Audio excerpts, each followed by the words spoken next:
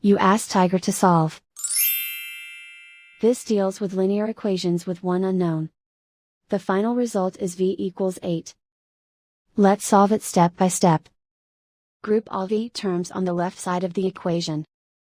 Add 2v to both sides. Simplify the arithmetic.